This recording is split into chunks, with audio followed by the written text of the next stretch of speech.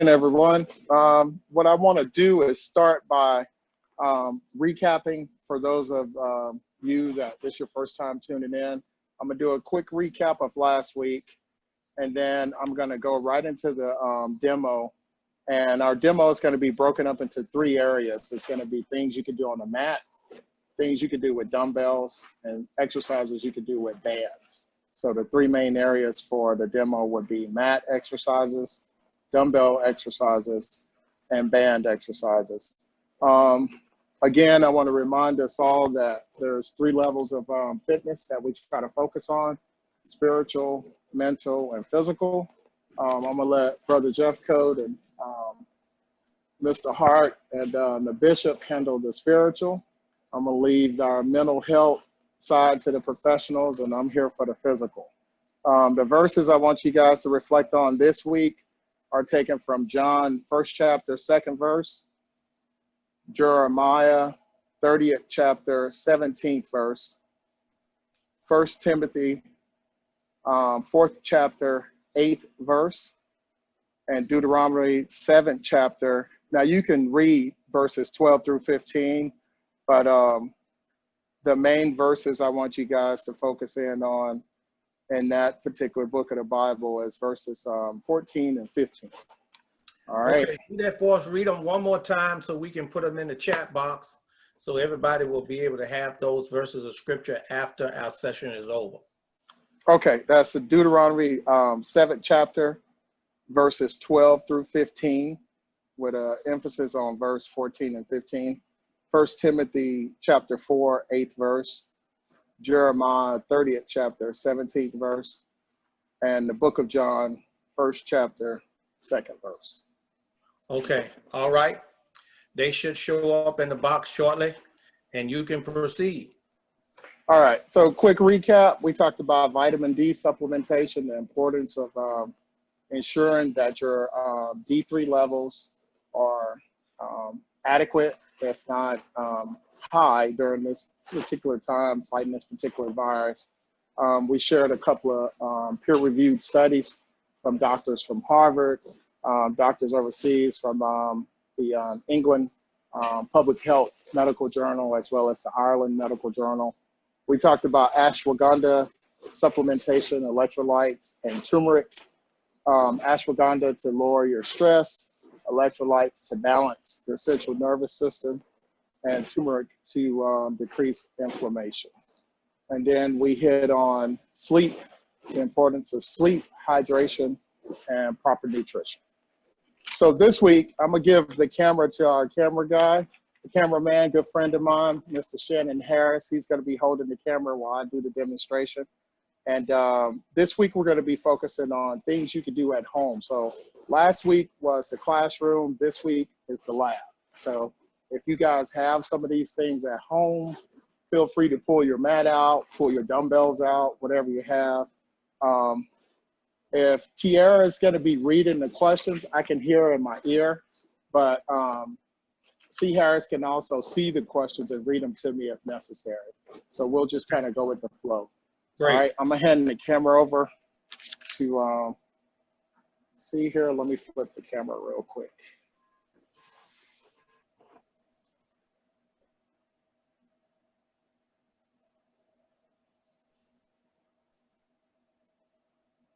There we go.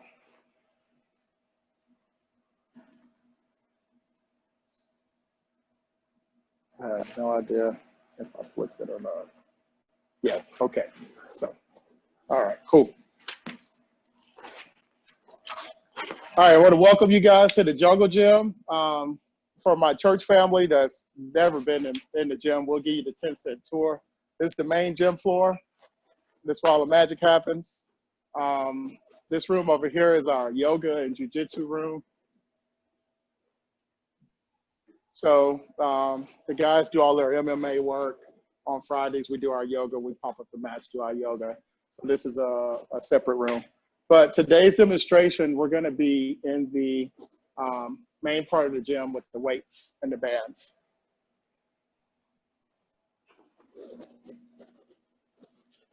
So we're going to start with a yoga mat, any type of mat, or you could just use the floor. okay? And we're gonna talk about exercise you can do at home. Now, remember, the whole purpose of this demo is to do things that you can do at home that get your heart rate up, okay? And for those of you, just a disclaimer, for those of you that are on any type of blood pressure medicine, any type of heartbeat irregularities, anything that would put you at the high risk category for some of these exercises, please consult a physician before trying any of this stuff. No matter how hard or how simple it may look or seem or be, please consult your doctors before trying it, all right? So when talking about getting your heart rate up, that's relative.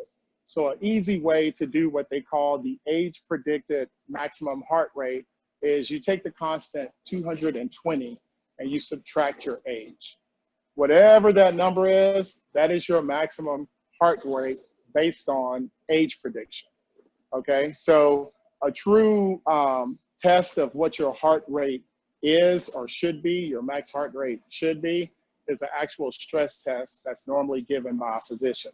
So for those of you hard chargers out there that want to know exactly what your maximum heart rate is, go talk to your doctor. They'll put you on a treadmill, they'll put the mask on you, and then they'll be able to tell you down to the beat what your maximum heart rate is. All right. So what we want to focus on during this time are things that get the heart rate up into that 70 to 80% range, or 70 to 75, or right around that range, because anything over, say, 80 to 100 of your maximum heart rate, you're not really going to be burning fat. You're going to be burning a lot of glycogen. All right. So for you sprinters versus endurance runners. So what we want to do is we want to get the heart rate in a zone. We don't want it about the bust. We just want to maintain it in a 60 to 75% zone so that we can do fat burning versus glycogen burning. So the best way to do that is compound movements. So compound movements are any type of movements that consist of more than one joint. So a isolation movement would be bicep curl, right? I'm just articulating from one joint, right? One joint's moving, my elbow. A compound movement would be a shoulder press, right? I'm moving elbows and shoulders, right? So that's a compound movement. Another compound movement could be a body squat. Hips, knees, ankles. Hips, knees, ankles, all right? So we want to focus more on the compound movements. You're not going to be able to do a lot of isolation movements at your house because you're not going to have a lot of equipment to do some of these isolation movements. So we're going to start with the basics, a mat, all right? First thing we're going to do on the mat are push-ups, real simple. I'm going to turn my mat this way. I like my hands a little wide. And if you cannot do push-ups, you know, hands on the mat, toes up, body straight as a board. If you can't do it this way, go ahead and come down to your knees, right? Scale it, will come down to the knees. And the only thing you're doing is you're taking your chest to the mat and you're coming down. One of the common mistakes when people do push-ups, for whatever reason, they have a tendency to take their head and just do this number here. Any exercise that we do today or in the future, you want to make sure that your spine's straight, right? So if you can, just looking straight at the ground and your spine's straight, we want to go down and up, and just want to knock out a couple of push-ups. Get some blood flow. All right. Easy exercise. You could do it in your living room during commercial breaks. I would start off, depending on your level of fitness. If you're a beginner to this, I would just start off with like 2 to 5 push-ups. If you can't do 2 to 5 push-ups, keep working until you can master 2 to 5 push-ups.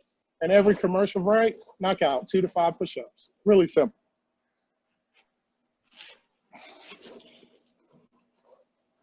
Now, we're going to go to sit-ups.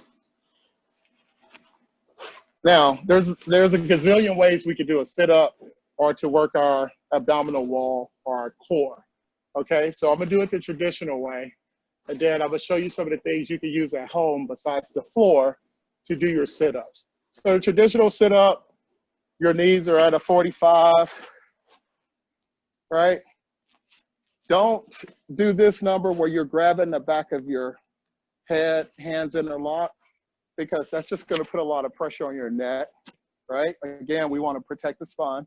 So hand on one shoulder, crossover hand on the other shoulder, bring your elbows to your thighs. So we're just gonna come up.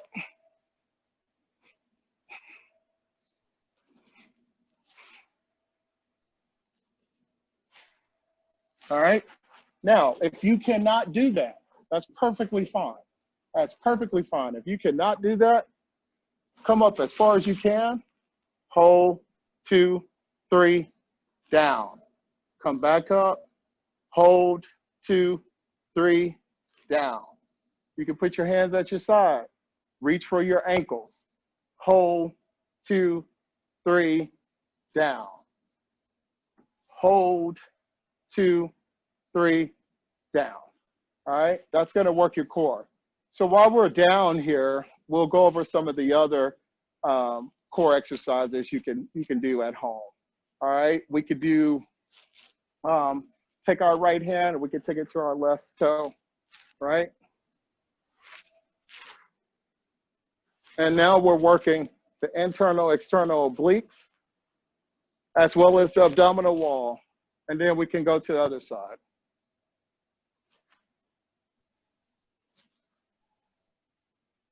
And we can use, if you have a weight, you can put a weight in your hand, or you could just go leg ups with your hands on the ground. You could just bring your legs up.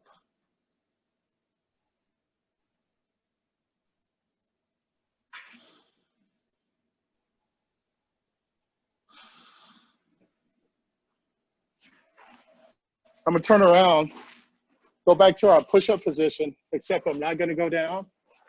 And this is a core exercise for the plank. It's called a plank. And literally, you're just gonna come up, hold as long as you can, try to stay flat, try to keep your spine straight. And you're just gonna hold for a count of 30 seconds, 20 seconds, a minute. I forget what the record is. I think it's like 8 hours or something like that. But it's just a plank. And you wanna try to breathe through it. And you just hold for whatever that time limit is and rest. So we got push-ups, we have planks, we have sit-ups, we have leg lifts, we have internal, external oblique rotations.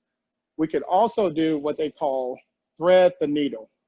All right, so we went from beginner, now we're going up the scale here. We're entering into the advanced exercises for you hard chargers out there that are far beyond push-ups and sit-ups.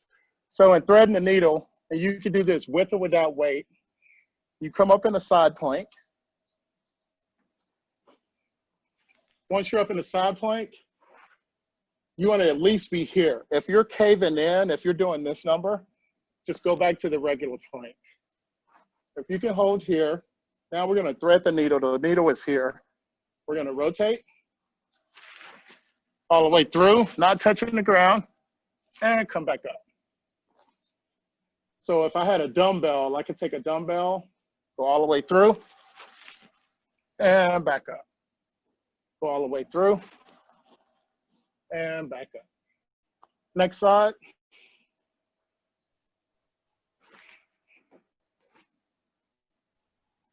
All the way through.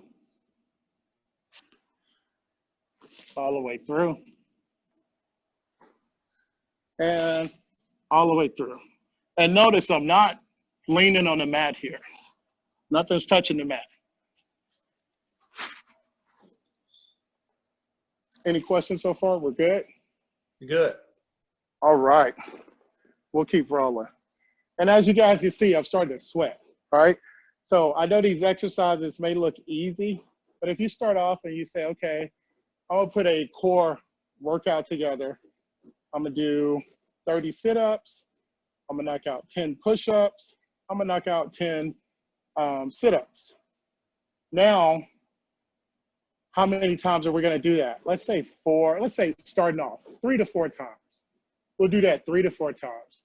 That's probably going to take you about 20 to 30 minutes. And then as you get stronger, you can add more reps and you can add more sets. All right. Thread the needle, hip twist. Another advanced exercise for you. Got a question? Okay. How what?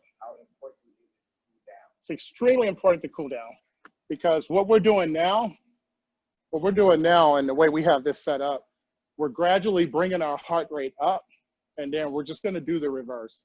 You never want to just have a good workout session and just chill out and just stop. You always want to bring that heart, because what you're doing is you're bringing your body temperature back down, and you're also bringing your heart rate back down. You're not just slamming on the brakes. Good question. All right, so we're going to do hip twist. Again, this is going to work the internal, external obliques and the serratus. So we're going to come up in our plank, and we're just going to touch the hip down on the left, center, right, center, left, center, right, center, left, center, right, center. All right. I got a kettlebell. This kettlebell is probably too heavy to demonstrate with. Russian twist. Let me grab another kettlebell.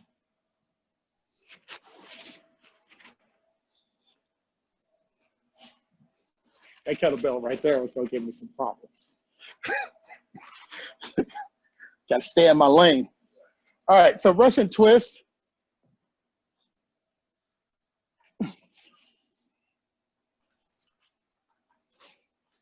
So I'm sitting up. First thing I'm going to do is bring my heels off the ground. Some people like to cross. I keep mine here. First thing you got to be able to do is stay here without falling over. All right. If you can do that, and you can turn to your right, turn to your left, then you can add weight.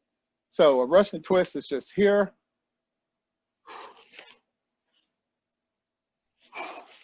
Right. When we incorporate weight, we created a kettlebell, bring those feet up.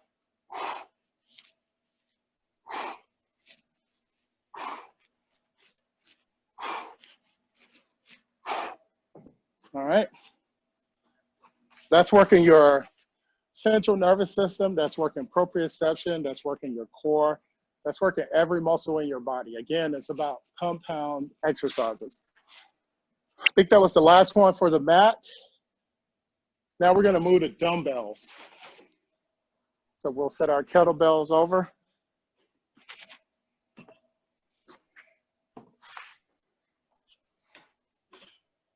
For those of you that have dumbbells at home, you probably have really light dumbbells. So I'm going to grab some light dumbbells. If you're a beginner, I would suggest you work out, rest, work out, rest. When you first start off, your creatine kinase, your CK levels elevate.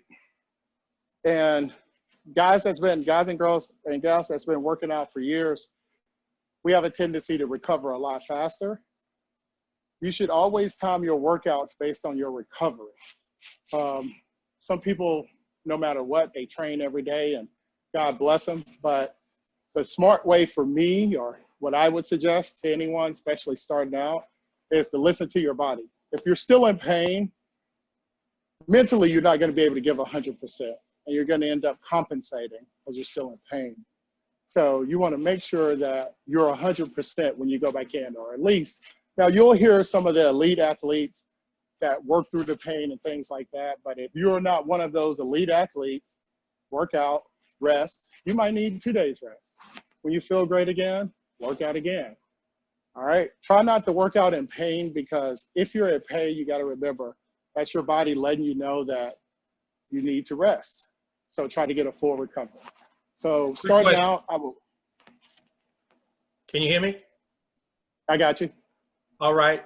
Would you recommend any type of pre-workout supplement? Again, this is going to depend on the maturity of the athlete. if you're caffeine sensitive or not. Do you have any type of other underlying problems like irregular heartbeat, adrenal fatigue, any type of kidney issue, any other issue? Again, that's one of those things that's going to be on a case by case. Back in the day, I used just about every pre-workout under the sun, and it all comes down, for me, it comes down to caffeine. As long as I have a little kick of caffeine before the gym, I'm fine. So if you don't have a problem with drinking coffee, I would suggest have a cup of coffee. A cup of coffee has about 250 milligrams of caffeine in it, single shot. So those of you guys out there ordering quad shots at Starbucks, you shouldn't have any problems with pre-workouts. Also, use a trusted source for your pre-workout, because the market is so huge. There's a gazillion different pre-workouts. I've been using the same supplements for over a decade.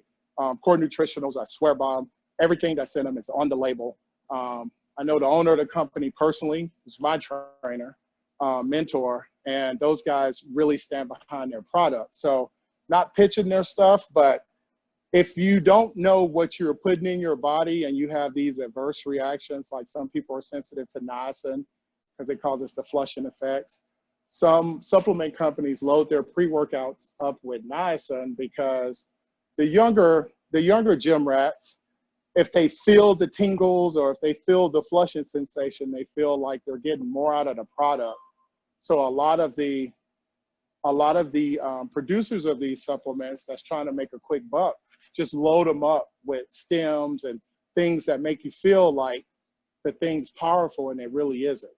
So just know what's in your pre-workout if that's the route you want to go. I use an energy drink if I can't get a cup of coffee, or I use a cup of coffee. But the pre-workout, if you need that kick, that boost to get you in the right mind frame to work out, there are some other supplements out there. They're called nootropics, and they're basically for mental focus and things like that. So I think we talked about L-theanine. L-theanine is one that people use, but you can research nootropics as well as pre-workouts, and you'll get a ton of different products. Always strongly suggest people stay natural, use natural products, know what you're putting in your body, know the product, know where it came from, know where it was manufactured. So if you like pre-workouts and you've been taking pre-workouts, continue to take them if you don't have any problems with sleeping and crashing or any other adverse side effects. Good question. We're gonna keep rolling? Let's do it. What is the All right, good question.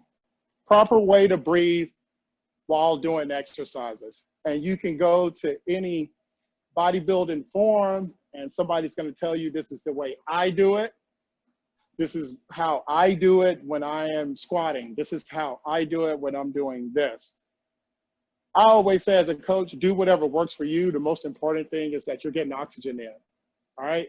Now, if we were reading a certification book, the certification book is going to tell you on the push, if we're doing chest press, on the extension, I am releasing air. I'm breathing in and I am exhaling out. So to pass the test, that would be my answer. I have people that I've trained that can't breathe in the middle of that particular motion. Not that it's bad, but if you're having problems coordinating your breathing, I always tell people to count, right? So if we're going to use the chest press. If you're doing a chest press, on that extension, your cadence should be 1, 2, 3, 3, 2, 1, 1, 2, 3, 3, 2, 1. And if that person's counting, they're breathing. So the goal is to make sure you breathe no matter what. Don't try to work out and hold your breath. Holding your breath does not make you any stronger. Power lifters do it because what they're trying to maintain in a lot of their lifts is called inner abdominal pressure. So the pressure when they do that, they're trying to hold that pressure, because for them to exhale in the middle of a deadlift or something like that, it totally releases the pressure that they're pushing against. So because we are not powerlifting, I'm not going to say hold your breath when you're pushing the weight out. I'm going to actually tell you to do the opposite, which is exhale, let the air go as you're pushing out. As the weight's coming down, take a breath in. And like I said, you can go to any forum and somebody will tell you, maybe you should do it this way. So I strongly suggest you do what works for you, but it's very important that you're breathing. As long as you're breathing, you're good to go. We're good? All right. So we're going to go with the dumbbells. You could do a whole workout with the dumbbells. I'm going to hit as many exercises as time allows. If there are some particular movements you guys want to see, just tell me and I'll do that. But I'm just going to go down the list. I'm going to knock out a couple of reps.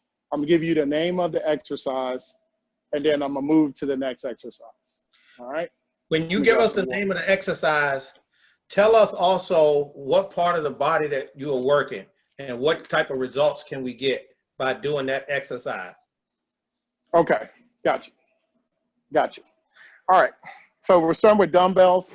I'm gonna start with my favorite body part to work, and it's shoulders. All right, so the shoulders, you got 3 heads on the shoulder. All right, so you have the front delt, this muscle right here, right? Then we have the lateral head, the flat, right? This head right here, all the movements here. Then we have the rear delt, this head in the back, which is right here. All right, so you've probably seen all of these motions. I'm gonna go through them. If I was working them in isolation, I would be doing, for the front delt, I would be doing front raises, like so. All right, if I was working a lateral head in isolation, I would go 1 dumbbell at a time, move laterally, or 2 dumbbells at a time.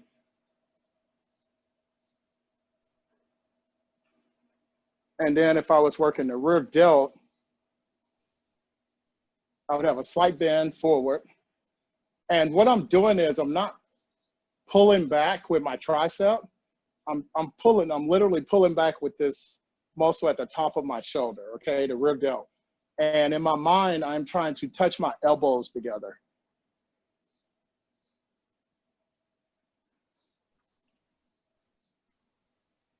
All right, so there's your rear delt. The compound movement for all 3 of those muscles working together would be a standard shoulder press.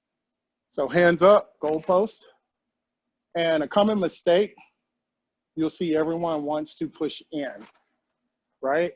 So I always suggest people just push straight up here, and I'm not locking the joint.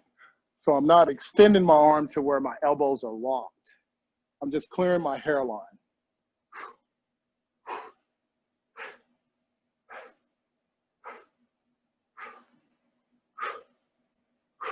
So for your breathing, if you're counting, you're pushing that air out, all right? You're going 1, 2, 3, 4, 5, 6, 7, 8.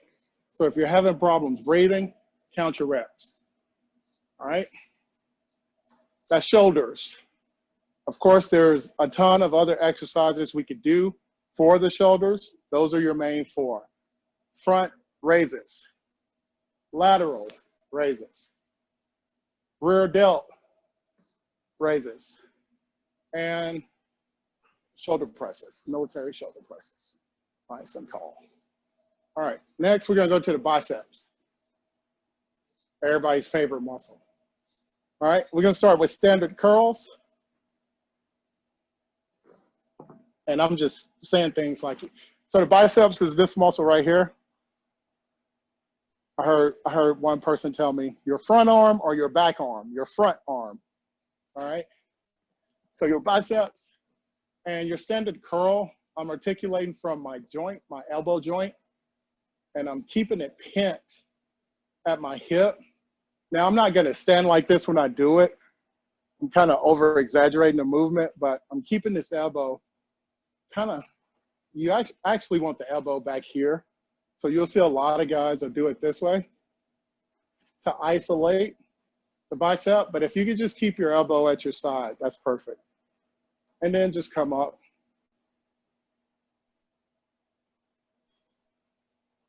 And I am squeezing the bicep. So one of the common mistakes you'll see with this movement, because the bicep inserts into the shoulder, people have a tendency to move their shoulder first and get the weight in front of them like this. So you're totally missing the bicep. The shoulder's doing all the work when we do that, all right? That's a shoulder movement. This is a bicep movement. Now, with the biceps, your thumbs are very important, placement of the thumbs. So you'll hear people say hammer curls. When you hold the hammer, your thumb is up, right? So alternating bicep curls, the thumbs out or supinated. We're just doing here, thumbs out. Now we're gonna have the thumbs up and do hammer curls. And they look like this, just like you have a hammer, same posture. Bringing them up to my shoulders and down, back to my shoulders and down. These are 15-pound dumbbells. All right, I don't have 60-pound dumbbells, 50-pound. These are 15-pound dumbbells. So you don't have to have the heaviest dumbbell in the house. You just need to have the mechanics of the movement proper. All right, 15 pounds, that's it. All right, that's our biceps. Now we're gonna go to our tricep. All right, I'll turn, which way you want me to turn, see? This way? All right, so with the tricep, which is these three muscles right here, the back of the arm, we're gonna start with a tricep kickback. You'll see some people bend the elbow and do this number. I don't do that anymore because of tendonitis in the elbow. So I keep my arm straight and I just take the weight and go straight back.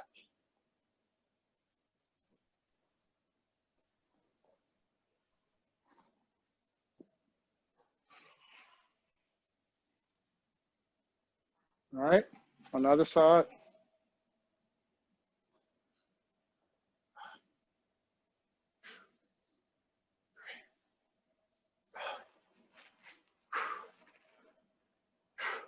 All right, overhead extensions. I'll do these sitting down.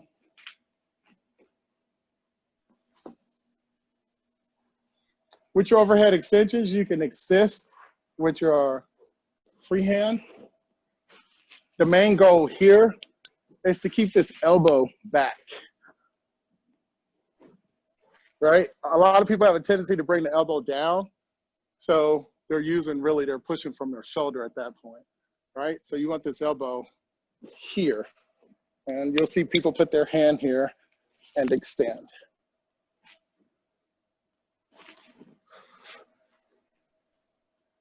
Other side. Y'all got me working today, boy.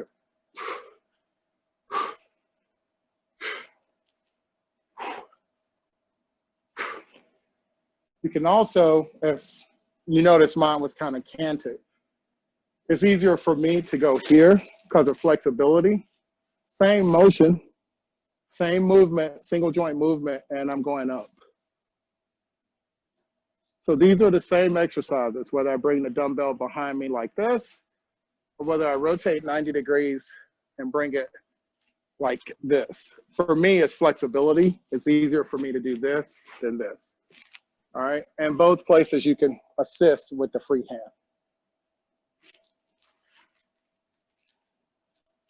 All right. Push-ups are also a tricep exercise. And the wider we go, the more shoulders and chest we're using. The closer we bring the hands in, the more triceps we're using. So that's why you'll see people using, doing diamond push-ups or fingers touching. They want to isolate the, or those of you yogis out there, the yoga push-ups, When you chaturanga and come in, that's all triceps. Curls, presses, lateral raises, lunges, and squats. All right, second body part, favorite body part, legs. All right, so we're gonna do some lunges.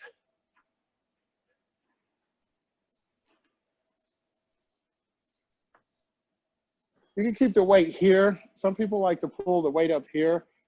I'd say just keep the weight down, lunge. And the main thing when you lunge is try not to bend at the hip and be here. Try to keep your chest up so your legs are doing the work. For the more advanced lunge, I would just walk through. For a beginner lunge, I'd take that first step, squeeze, come up, stop. Next step, squeeze. And when I say squeeze, I'm squeezing glutes, quads, calves, squeezing everything. I'm not just coming up. Squeeze, come up, stop. Okay? Squats. Sumo squats. Are there any variations for those individuals that have knee issues? Knee issues. If you have knee issues, please don't do any lunges. Depending on the knee issues, ACL, meniscus tears, body weight, yes. Real simple. Same motion. Some people, you know, do what's called prisoner lunges, but same motion. The main thing here, if you're gonna do it with your body weight, figure out how you're gonna balance. You have to squeeze your core. If you do not squeeze your core and you try to lunge, so I'm gonna not squeeze my core and lunge. My head is just gonna go forward. Now I'm gonna squeeze my core and lunge. All right. When you don't squeeze your core and you're in the lunge and your core is relaxed and you try to pull this leg up, the first thing you're gonna do is try to use momentum by doing this. And when you do that from the back, when I pull my leg leaning forward, I'm creating pressure right here on my back because I'm forcing it around versus using the muscle. So you have to squeeze your core when you lunge. With the knee. All right, back to the knee issue. If you have knee issues, depending on your knee problem and the severity of the problem, it's gonna determine range of motion. You know, if they tell you you can only rotate your knee 15 degrees, 30 degrees, whatever the doctor give you, then you're gonna have limited mobility as well as limited range of motion. So a lot of things you're just not gonna be able to do. Squats is one of those things.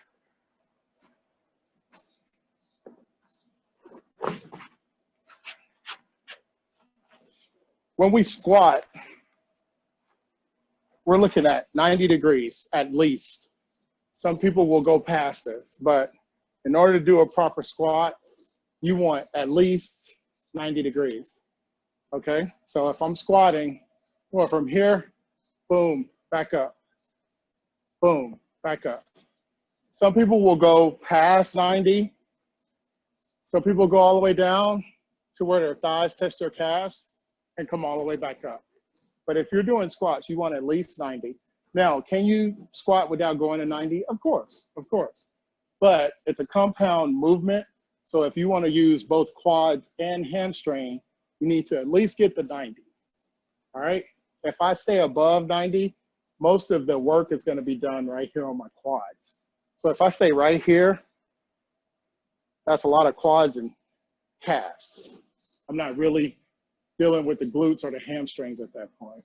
So depending on your knee injury and whatever your physical therapist tell you, the sheet that they give you that have like 6 weeks, 8 weeks, 12 weeks, whatever that rehab sheet says, follow it to the letter. Because those PTs are awesome. So if you're not following the rehab sheet, don't even think about doing any of this because you have to get past that first. If you have knee issues and you haven't gone in to have them checked out, I strongly urge, if you have health care. Toes pointed. Toes pointed? How far are the leg should be. Okay. All right. So now that we have a question. I'm gonna wrap up the question on knees, and then I'm gonna take the question on feet placement and distance between the feet. So again, with the knees, if you're having knee issues and you have health insurance, go in, get an MRI, get it looked at, because the sooner you know exactly what the problem is, like a cartilage, patella slipping, whatever, meniscus tears, the sooner you can start rehabbing, because it's only going to get worse, right? And then your mobility becomes more and more limited, right? The question that came in was about squats, foot position, where should your toes be pointed? That was the whole question, or was it a third part? No, I guess how far apart the feet is. Okay. All right. So when we squat, beginners, you need to master the squat. Squat is a natural human body function. If we didn't have any toilets, we would squat naturally to go to the bathroom. So in your mind, think about that. Your body, you naturally do it. You see babies doing it all the time. They'll just stand there and they'll just squat, right? So your foot position when you're first starting should be the natural shoulder width apart, right? We call it the hole. That's the hole. And we're trying to get in the hole. So you will see people squat with their feet together, and that's because we're working the sweep of the legs. You will see people squat with their heels together, because when you move the toes in leg workouts, right? Toes out, toes neutral, toes in, you're working different parts of the quadriceps, right? So if my feet are together, like so, and I squat, a lot of the emphasis is put on the outside, all right? So we're just gonna start with the basic squat. I'm gonna create a hole that I can comfortably squat in without having any problems, right? So for me, it's a little bit wider than shoulder width. It's also gonna depend on your hip flexibility. A lot of people have tight hips. So if you don't stretch, you're gonna have problems with squatting. A good stretch that'll help your squat, the garland stretch in yoga helps. But if you just sit there, say this is as far as you could go down, and you push out, apply pressure, push out on your knees, try to keep your back flat. This position right here will stretch the groin area and open up the hips. And from all the running I've been doing right now, this feels great. But squatting, the range of motion in your squat is going to be determined by a lot of things. So basic foot position for beginners is going to be a little bit wider than shoulder width. Your toes can be neutral, or they're going to naturally slightly turn out, which is fine. That's perfectly fine. That's perfectly fine. So foot position, my feet are a little bit wider than shoulder width, toes are slightly pointed out. This is your squatting position. All right. Another question? No? Good. And when we squat, main thing is trying to keep this chest up, and think of a string pulling your butt straight to the ground and back. Right? So if I was to have a bar on my back, you'd see why. Another problem in compensation is if you have any type of lower back issue, right? You're going to compensate by leaning forward, all right? If that's the case, you need to address the lower back issue before trying to like overload your squats. But a regular body squat should look like so: chest up, down, and up. And you keep your hands right here, down and up. And when I'm doing body squats, I don't come all the way up and lock my knees. I just stay in that zone. Knock them out. This is what we'll be doing Monday for the Murph. All right, so there's your body squat. Again, you can squat with feet together if you're working your sweep. You can do what's called sumo squats, where your feet are really wide and you have the weight in the middle. But these are all specific, I'm targeting specific muscles in the quads. So we're gonna keep it simple: compound movement, feet neutral, toes neutral. slightly out, down and up. All right. Any other questions for dumbbells? That's all I have for the dumbbells. No? We'll cover the kettles. Dumbbell, kettlebell, like a tea kettle, kettlebell. Barbell, right? This is a barbell. So you got dumbbells, kettlebells, barbells. If you guys have kettlebells at home, you can do all the exercises we just went through with the dumbbells. Your grip's going to be slightly different. If we were doing squats, these are called goblet squats, right? And we would hold it close to the chest, down and up. If I was doing lunges, if you just have one kettlebell, can you do the lunges? Of course, you just have to switch hands. If you have two, it would be easier, just like your dumbbells, you would just hold it here on the top. Shoulder presses, lateral raises, rear delts, bicep curls, right? Kettlebell. This is a 15-pound kettlebell. Don't need a lot of weight. Next, we're going to cover bands. Okay. I'm sure you guys have different bands. So I'm going to grab a couple of bands. And this will keep based on the questions, like what exercises you guys want to see with the bands, because we can do so many.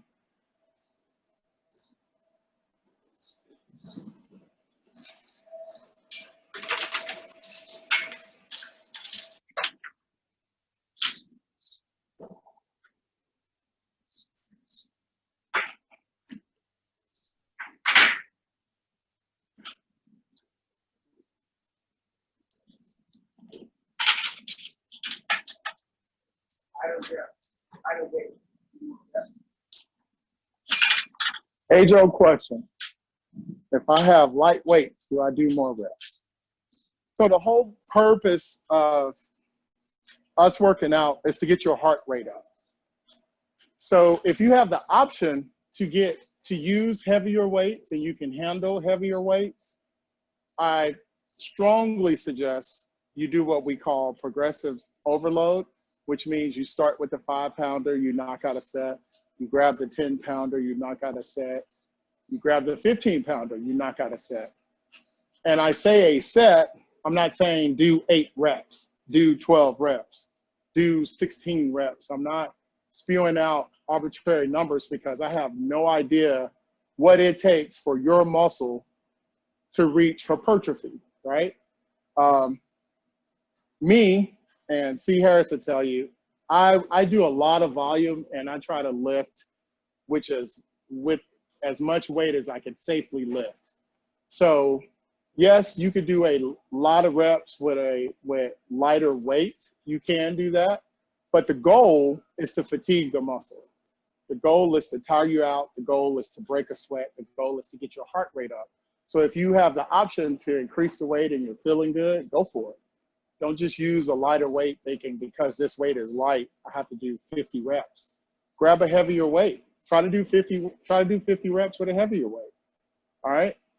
So you hear that a lot. Anytime you're lifting lightweight, you should do a lot of reps. Anytime you're lifting heavyweight, you should do less reps. You will hear that a lot throughout the community. It's not necessarily true. It all depends on what your goal is, what you're trying to do, what your focus is. So our focus is to get your heart rate up. I guarantee you, if you start grabbing heavier weights, you're naturally not going to be able to do more reps. It's just because the oxygen in that muscle is going to deplete a lot faster. Okay, so we have a couple different bands here. We have a small band, medium-sized band, and then we have a band with handles. I'll start with the small band. This band here we normally like to use on leg day. So we'll do some step outs with this band and some slides.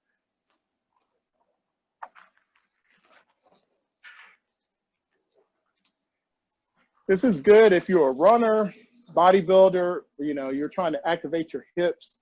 If you play tennis, good. Golf, that's another.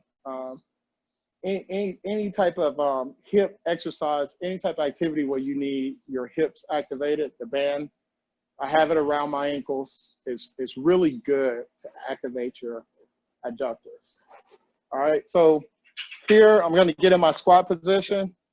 I'm under tension. I've moved my feet out just enough where the band's doing this number right now. It's the band's trying to come in. So now my calves are flexed, my quads are slightly flexed, and my hips are activated. All right, this is what we want. This is what we're really working. All right, so I'm just going to step out and back, out and back. Now, for those of you that have knee issues, this band is trying to push your legs in. So you're probably not going to be able to do this just because of the stability issue. It's going to put pressure on your knees also. All right. You can also do squats with the band. So I'm in my squat position, and the further I push out on this band, the more pressure is created that's pushing my feet in. So my hips, my knees, my quads, my calves, my hamstring, everything is keeping the band out. And then with that, I'm gonna add a compound movement to it.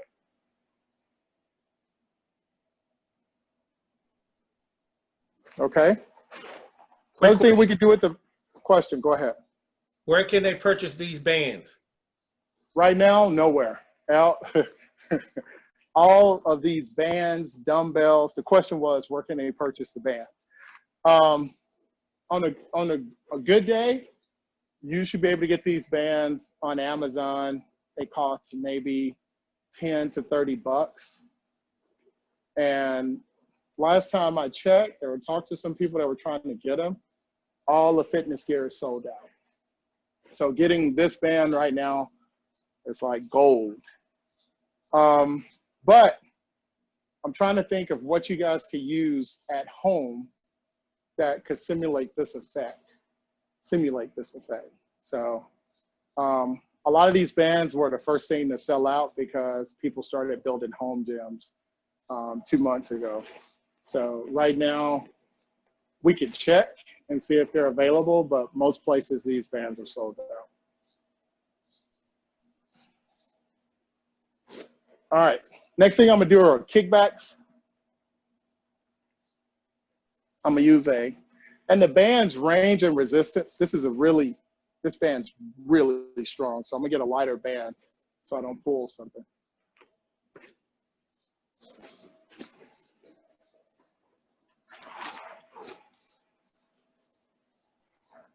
Now that things are opening back up, I would strongly suggest everyone to get all those little things you think you may need, because I just have this feeling like we're not going to be open long. So it's your chance to go out, fix your pantries, get your pantries in order, get the stuff you're going to need to be in the event we do have to go back in for a couple of months. You'll have everything you need. So this band here is a little bit thinner, so it's less pressure. It's a little bit lighter. And I'm sure you ladies have seen these bands all over Instagram, right? So this one's a little bit more malleable. So with this band, we can do some cool stuff with our legs. If you have something to anchor it on, I'm just gonna anchor it to a cable for demonstration purposes.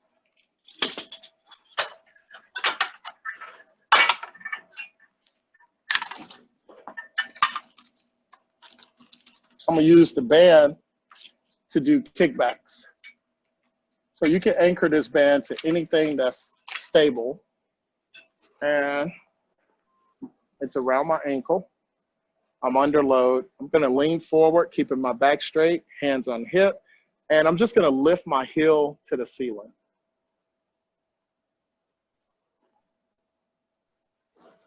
I'm gonna change sides so you guys can see. And here we're working our glutes and hamstrings. All right, so I'm just gonna come under load and just lift my heel to the ceiling.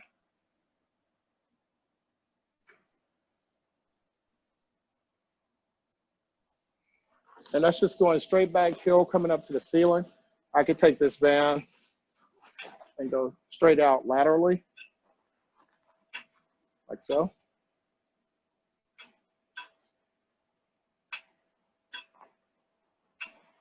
And I can take this band and go across the body. So adductors, abductors, all right?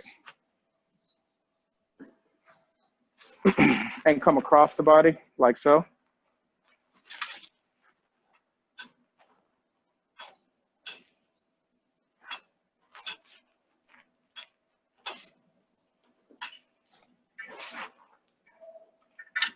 Those are our little bands. Bigger bands, like I said, I'm gonna demonstrate the exercises that are most commonly done with these bands. If you guys wanna see a specific exercise done with the band, just let me know. So when we have these taller bands, a little math problem for you guys. Your base, the wider your base in your triangle, so there's your triangle. The wider your base, the more resistance you have here. So if I'm doing curls, this is going to be a lot tougher than this. All right? Than this. You see the elasticity of the band, right? So if you want to use this band and you want to make it, you want to create more resistance, you shorten the distance here. All right? The shorter the distance here, the more resistance. So curls, we got curls here. Bicep curls. Single arm curls. And this is a band, guys. Front raises.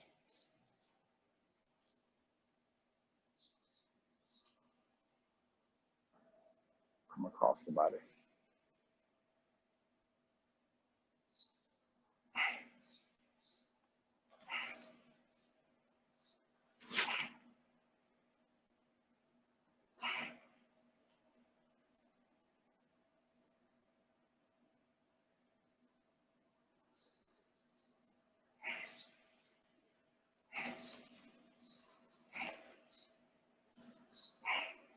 All right.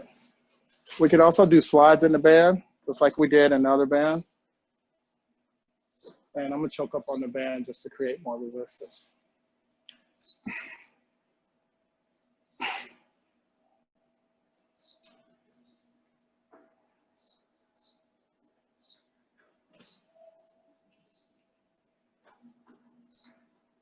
If you have a chair, we can simulate a chest press with the band by putting the band behind the chair and push it forward with the band. We do have a chair to set it up. You can also use this band for stretching, okay? I need to stretch my delts. Go here, go to the side, go to the other side.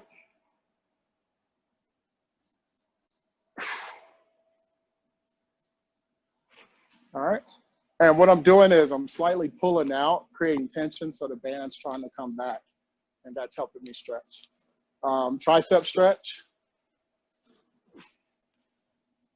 A lot of us can't touch our hands, right? Like this. So we use a band. Get the same stretch.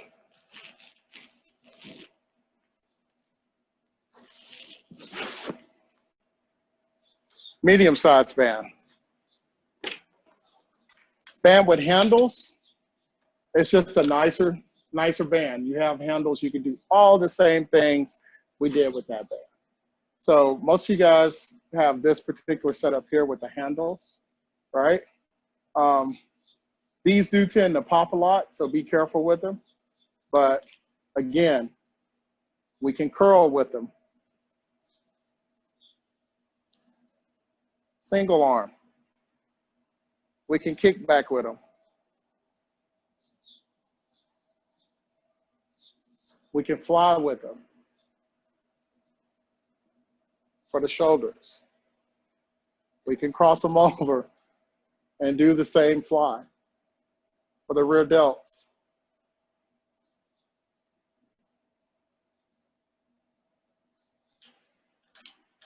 And I guess I'll go ahead and demonstrate the chest press for this on a chair.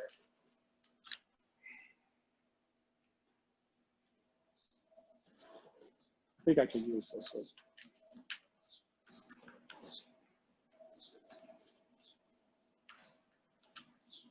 But I need to cheat forward. So if you guys take like a dining room chair, again, just be careful with this band. There's not enough tension behind me, but what I would do is I want the band to start my resistance here. I would tie the band up behind me so that it's tighter. So all the slack that's back there now, I would tighten it up. So when I'm pushing forward for the chest press, and it's coming right across the top of my arms. So a dining room, Pastor, don't break First Lady's dining room chair is trying to do this, but you can put this band across a chair and do your chest presses.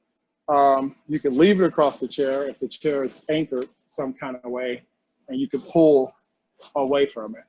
This machine is anchored pretty solidly, so I can sit here. And it doesn't have to be a chair. It could be anything that's properly anchored. I can sit here and do all my back work.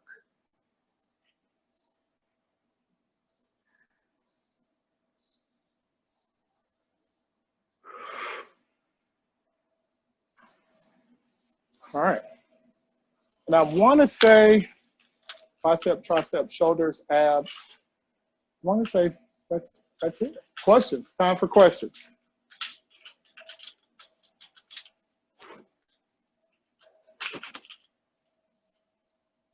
Are they typing them? No. I got somebody on the mic. Okay, do we have any questions? I think I don't know if we answered this one yet, but there's one that says, what sort of cardio do you suggest while being at home if you can't go outside?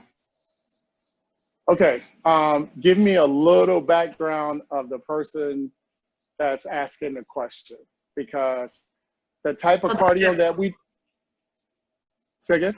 Hey, Ben, that was me, Ben. I was just asking in general. It's not for me specifically, but just for anybody. Okay, so cardio, good question.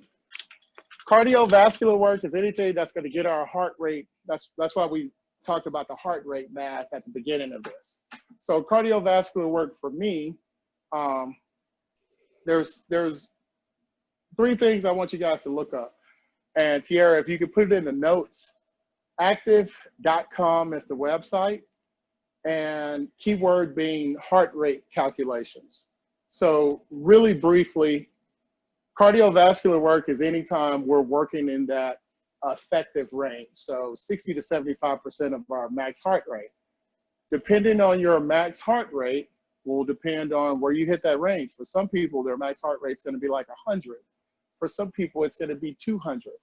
So the type of cardio that you choose to get your heart rate in the working range for cardiovascular activity is going to depend from person to person, age group to age group. When I did my numbers, you're going to come across another number that's called your reserve rate. And your reserve rate is literally your maximum heart rate minus your resting heart rate. And that's how many reserve heartbeats you have per minute for activity. The higher that number goes, the more fit you are. So I want to say my reserve's like 137 beats, and it's mainly because my resting heart rate is only 38. But if your resting heart rate is 80, oh, no, good? Sorry about that. So if your resting heart rate is 80, then your reserve heartbeats are going to be far less. So you're going to reach that range fast. And the reason why I want you guys to go to the site and look at the site is because I want you to do the math and do your numbers. Actually know where your range is and set a goal to increase that range. Because 3 days ago, I ran 7 miles, but I'm not going to tell a group of people to go run 7 miles for cardio. Cardio could be something as simple as 10 squats. That could get somebody that's, you know, slightly overweight with mobility problems that's been sitting on the couch, they can get their heart rate up there, you know. For me, 10 squats probably won't break a sweat. So the cardio that you choose should be based on where you are and what your goals are. So do the math, 220 minus your age, that's going to give you your age predicted heart rate. That is age predicted. That's not stress test. That's not the actual max of what your heart can handle. That's what your age group mean is. So it's not taking into account any type of pre-existing conditions, diabetes, heart disease, obesity. It's not taking any of that into consideration. It's just saying you're 50, your max heart rate is this. It's what you see when you get on a machine in the gym and you see the little range of where your heart rate should be. And for most people, you're like, man, that's really low, because we tend to be more fit than what our age predicted max heart rate is. Good question. We have any more questions? I'm not sure if this one was answered or not. Tiara, can you read that one again? This was the one related to, with lighter weights, do you do more reps? I think you did answer that. Right. So the whole lighter weights, more reps. Again, it's relative to what you're trying to accomplish. If you're trying to get stronger, then you definitely need heavier load to stimulate the muscle.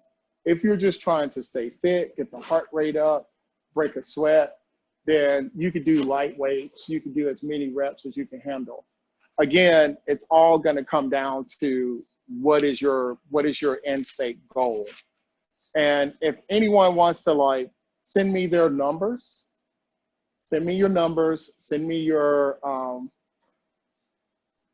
age predicted heart rate, send me what your goals are. I'll take a look at them, no problem, no charge. I'll take a look at them, but I need you to proactively be involved, which means I need you to send me what your goals are, send me what you're currently doing to reach those goals, send me your nutrition, how you're eating.